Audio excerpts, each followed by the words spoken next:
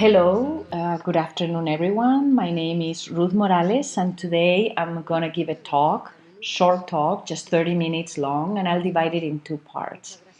Thank you very much, all of you, for being here. Welcome. I know some of you already. Um, I'd like to begin now because, as I said, it's going to be short, and many things will be left unsaid, but I'm doing this on purpose. Um, so that I don't say too much because sometimes less words is better. The talk will be divided in two 15-minute parts, and the first one will be called The Nature of Reality, and the second part will be about the danger to continue to be unconscious. First of all, I'd like to say that anything I say here is not the truth or a truth. It's not untrue either. It's just my truth today. And it may be different tomorrow, but I will not contradict myself, even in the future. For you, this is not true necessarily. It will either resonate with you or it will not. And this is what I would like to communicate. If this means anything to you, fine. If it doesn't, well, just discard it. I'll ask you to relax your mind and not to judge. If we don't leave all judgment aside, we really will waste our time because then we start relating things to things we already know and we start comparing. So, in order not to waste time, I'd like you to say to yourself that you don't know anything, any of this. Imagine all this is new information. And if you're not interested in it, it doesn't resonate with you, that's fine, you forget it at the end. Okay, I'm going to begin now. Here you see, I'm going to talk about the nature of reality first. And I'm going to talk about what the origin of reality and creation is.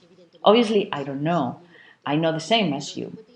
But after doing research in many fields and coming to conclusions through my own experience, um, uh, I like to explain them to you openly. I've summarized them. I've summarized them the best I've been able to communicate it to others and also to make it easier for me to understand. I'm going to base everything on this human being. It can be a man or a woman. I pick this man, he's any of us.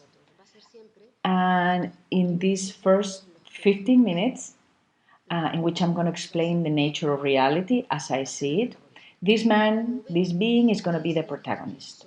Okay, he's here by himself. He doesn't see anything at first. But that doesn't mean that he doesn't have emotions, or at least one emotion. To me, emotion is what creates reality. You hear and read that it's thoughts and beliefs that create reality. And yes, those things are engines to create reality, but they are not useful if there is not an emotion behind them. An example is that, they believe in God. If a person believes in God, that person doesn't create his or her reality based on that belief unless that person is a true believer and based his or her entire life on that belief. Maybe that belief will come up at different times of his or her life, but reality for this person is not created based on the belief in God. Life doesn't function based on that. This is just an example. So beliefs do not generate reality. What creates reality is the emotion behind that belief. Thought in itself does not create reality. That's how I see it. And I hear a lot of people that contradict themselves, and that's another sign of the incoherence in which we live. A thought never generates a reality because if let's be honest with ourselves, the thoughts we've had in our lives, have they come true? Some of them we wish they had, others we wish they had not. But it doesn't have anything to do. What we think doesn't become true necessarily. Many things come true, but they depend on the emotion behind that thought. If I have an emotion of fear at this moment, if I'm very scared that something may happen, well, that may not happen. But if I constantly think about it and I feel constantly that fear inside of me, maybe I will create a scenery that is similar to what I am perceiving. It's the emotion that has an enormous charge. It's magnetism, energy behind it, and it creates the reality. I'm not going to talk about emotions here now, but for me, there is one key emotion. Is the emotion that makes us function as pure consciousness. Is the emotion that gives us strength to move ahead or to go up, to connect with the source, with our true being. And that emotion, when we don't pay attention to it, uh, turns into a dark emotion, becomes the other side of the coin and becomes fear. Because that means we're not where we should be. We're not within the creating emotion. And fear brings most of the emotions that we see around us most of the time, worry, guilt, anger, fear in itself, sorrow, which is another emotion related to fear, regret, and so on. Love, earthly love, is not the emotion I'm talking about. Because you hear a lot about the emotion of love.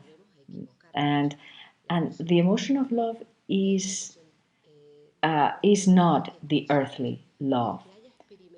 Those of us, all of us, who have experienced that, even for a short time, we know that that strong emotion of love, true love, is not the one that people talk about in the books. That only confuses things for us. So this character has some emotions, doesn't matter which emotions, but at first he doesn't see anything. So now, as we know, emotion is creation. So with the emotion he has, he creates something. Now, forget about the frame. He sees himself reflected. But the problem is that he doesn't know that this other character, that says reality, that's himself. And that's where separation and confusion begins. He doesn't know that's a mirror. So this man is going to react to whatever he sees in the mirror. But he doesn't know that that other character he's reacting to is himself. So you can imagine that this is why we repeat patterns, and we are caught in a circular motion, because it's creation is a matter of two, not one. There is the being creates, and then that creation supports his belief. So creation is a matter of two. Although you hear around us all the time now that we're all one. But I think we should be coherent and talk about the things we understand. I never say that we are all one because I haven't integrated it in my life. Although intellectually I know it is true. But since I have not integrated it, because I always see two around me, so I don't say that. When people say, I want to help others, and then they say, we're all one, so why do you want to help others? Help yourself, and then you will be helping others. So let's not be incoherent and try to sound nice with words, because that means we keep going back. We use high sounding words, nice words, but that we only use confusing words. We shouldn't say those things, I believe. We should be coherent with ourselves. This character sees himself, and since what reality shows him comes to him and he goes back to that reality, it's as if he constantly feeds back this circle. Now we get here another character, a woman. She's secondary here now because the protagonist continues to be him. Let's focus on one of the human beings. She comes along and she sees him and she sees herself. So she comes to support his belief. She confirms what he sees, so the circle becomes even more dense. The circle of creation, I mean. Then we see the environment. I've put these flowers here as an example. The environment is the history, knowledge, objects, everything that we see.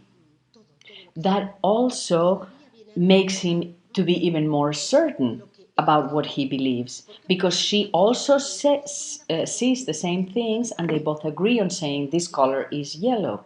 So reality becomes unquestionable. So all these are proofs that come to reaffirm him or corroborate for him what he believes. So that's why we are in a very closed bubble. And it's very complicated to get out of it until we don't free the emotion that has created this. Because to understand here mentally that this is our mirror, we all do that. All around us in books and talks and people make comments, but no one has integrated this because if they had integrated it, they wouldn't be writing about it and telling everyone about it. So we have to change what is inside of here, stop looking outside so we see something else. And there's another important thing here. If we don't like what we see, we have to change it. I have this example. It's a circle. It's a summary. I call it two circular or the circular two.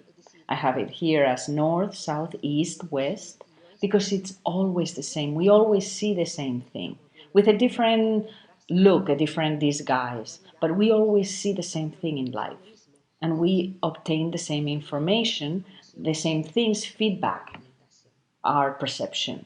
So if we don't like what we see, we shouldn't pay attention to it.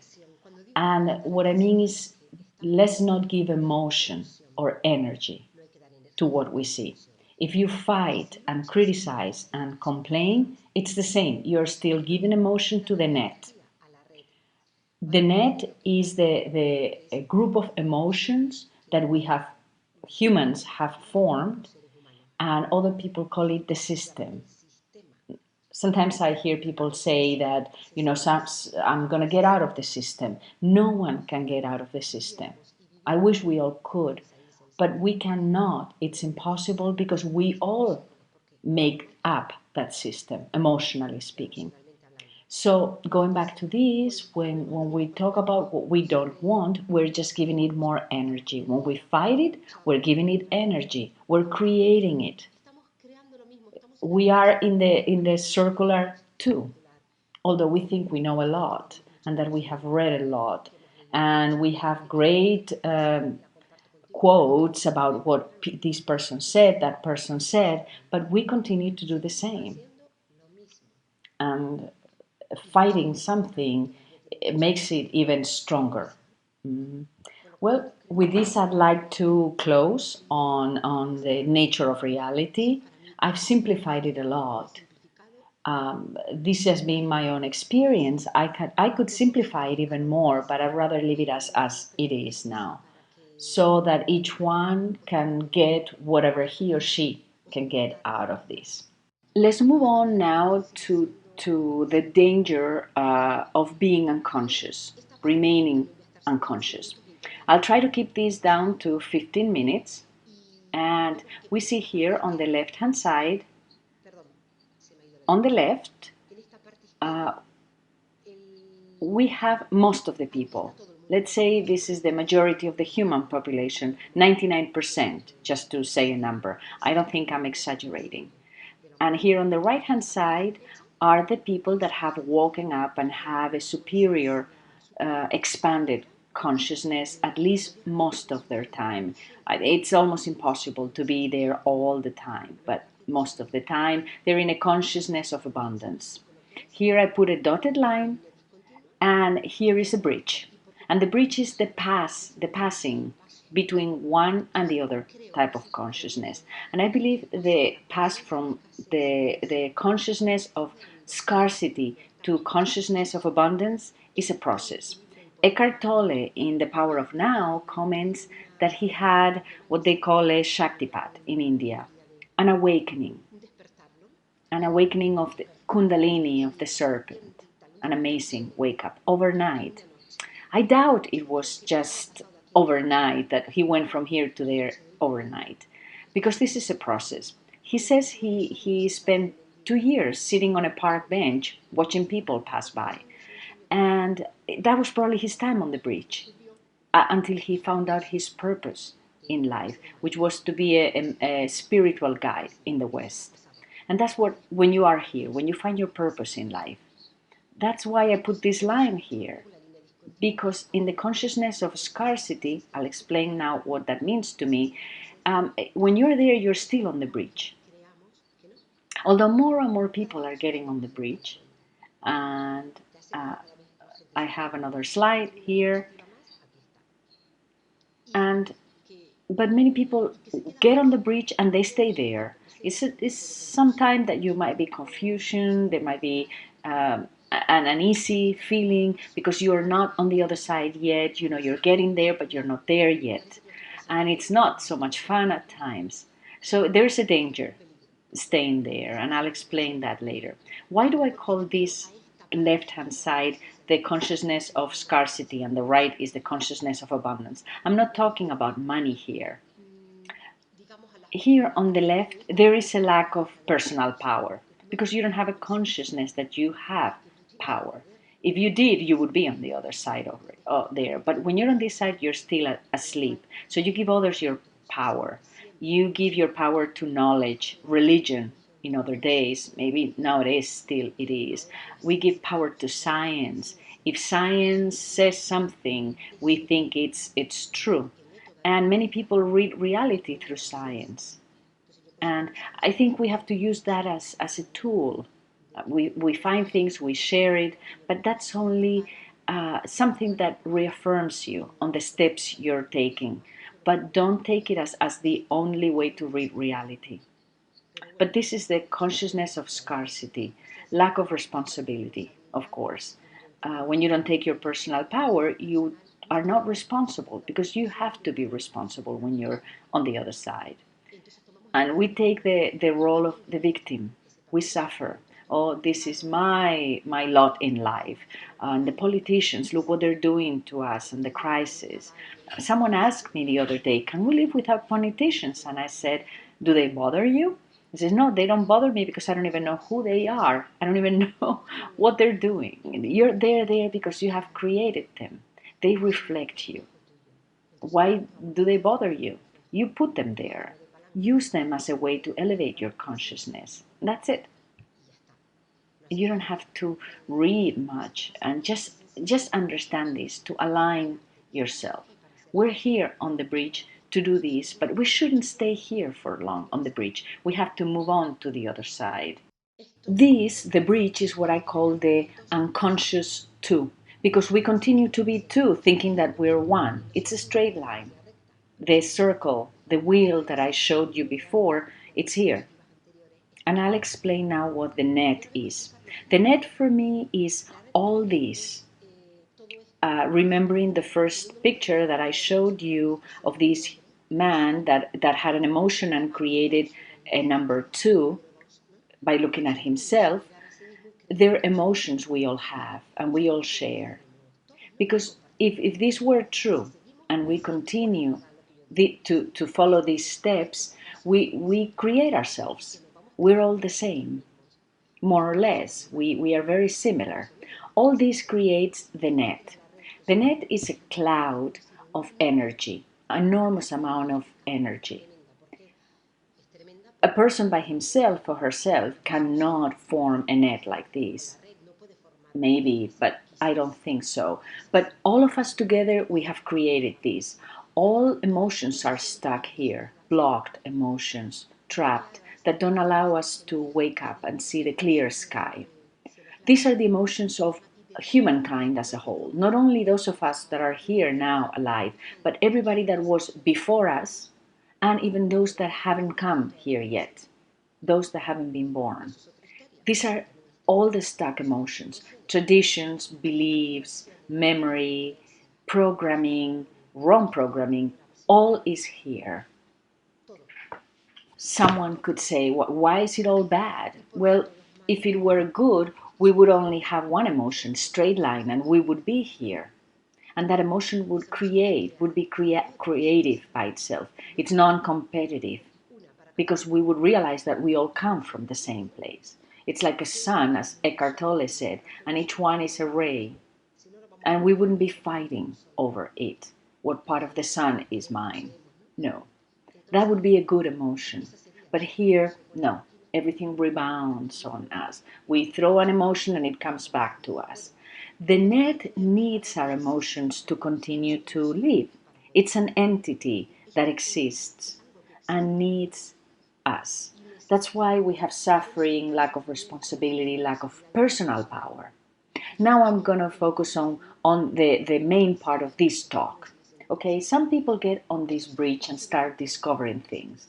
Obviously, they have a higher, a more developed consciousness than those that are still here, that haven't questioned anything. So, what happens? These people on the bridge start to understand that something is going on here. And they create a lifestyle, I wouldn't say contrary, but alternative. It's an alternative way of life here on the bridge. Different nutrition, alternative nutrition, um, a, an alternative medicine. Why? Because here we have understood that what we have had until now, our traditional way of eating or medicine, haven't been good for us, haven't worked. The traditional Western European medicine has not worked because it tries to heal an organ as a separated part of the rest of the body, and maybe trying to cure one thing, they mess up something else in your body. Chinese medicine is more holistic and takes you as a whole. They realize that maybe there is an emotion that is blocked in an organ, and that's why an organ is ill. So these people on the bridge have started to understand this, and they're creating another net. I would say another subnet, another small cloud, because they're staying there. You should not stay on the bridge. The bridge is just a passage. So for me to be here, I need a number two. For instance, if I'm a therapist, I do some kind of energy and programming, energy therapy. I need a patient that is also on the bridge with me, so I can make my circle reality as a therapist.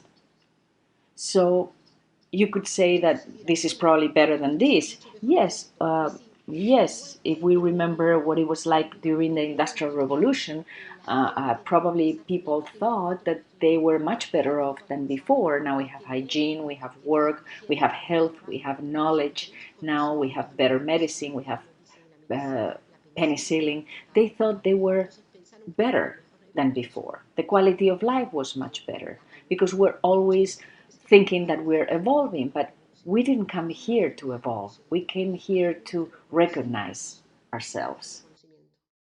And as long as we think we are evolving, we continue to be in a consciousness of scarcity. To live is not a punishment. It's a price, and we have to recognize it, and we have to take it. As a friend of mine says, we're royalty, we just need to sit on the throne. So having this in mind, if I'm a therapist, I need patience. Otherwise, I wouldn't be a therapist. And if I'm a patient, I need a therapist. Now you realize how we all create all these. So I think it's very important that people that are on the bridge don't stay there for long. And it's important they don't give energy to all these alternative therapies. Let's say um, nutrition.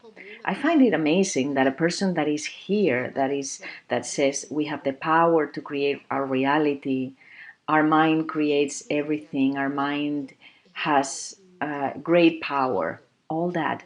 And then this person goes and takes a course on alternative nutrition.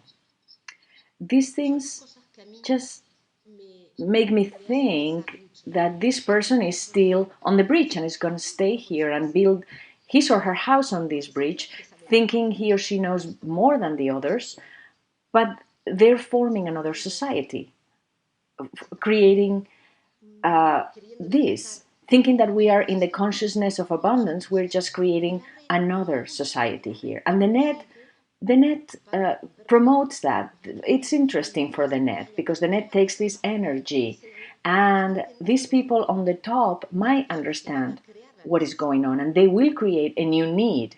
So more people stay on the bridge. The net understands that there will be less people here on the left, but the net doesn't care. It's going to get more people on the bridge and feed energy to these leaders, to these masters here that know. So all these people have someone to follow. But the net will suck the energy of everyone here. The emotions of fear and scarcity will continue. So what happens? Here a person going down here, here you may be ill because you still depend on the net. There are very, very few people here, very few. So the net is still very powerful and influences these few people. But these few people have understood their responsibility and they have assumed the responsibility they have. So if they are sick, if they get ill, they can go here, make use of the system. And I'm using the word system now as the net. They make use of it because that's what everyone believes. They believe that this illness is cured like this. So they use this system to cure themselves, but they are aware that they need to free themselves from the emotion that caused this illness. So when a therapist tells you, I am going to heal you or cure you because I'm going to remove or unprogram the emotion that blocked the emotion in an organ of your body, and that's what caused an illness, you know what I'm talking about. That's great. It's better than having to go to a hospital and being split open and going through all the traditional orthodox medicine. But this person may cure you, but the responsibility is yours. You know why that emotion was trapped there. It's an emotion. Does it come from your life or comes from something previous? And I'm not going to say here a previous life, but something that happened before. Have you learned anything? Some people do, but what if you haven't? If you say, no, I haven't learned anything, you will continue to be there. You will repeat the pattern, another illness, and the therapist will tell you the same thing again. The only therapists I find useful are those that are here. And they come here to free their own emotions, not theirs, to free those emotions and heal. I don't like the word to heal, I rather use the word liberate or free, because they realize that they are one. They realize that they have to heal or free themselves. They have understood the responsibility of creation. And they come here occasionally, and this has a lot to do with the technique of Ho'oponopono. I'd like to do a seminar or a talk about that. It's so easy. It seems silly almost how easy it is, but it's very important. Is you free yourself because you see the other, but you don't say, I'm gonna sell my knowledge, I'm gonna make money, I'm gonna become famous by curing people, helping people. No, you're not helping anyone. You're creating another net, but you don't understand. If you did understand, you wouldn't be here. You would be on the other side already. So I think I'm a little bit over the 30 minutes by now, but the purpose of all this talk is that we understand when we are here. Someone has commented, coherence is to know where you are. Thank you. Thank you for that sentence. That's coherence. You are not coherent only here. You're coherent here too. And that's when something itches and you start realizing, to realize then you become coherent, 100%. But coherence is to be where you are at all times of your life. I hope this has been helpful. I'd like to do that seminar or talk that I think would help to understand this better, what I said here better. So I hope I have contributed something to you. Thank you very much for being here, and I'll see you soon. Goodbye. Thank you.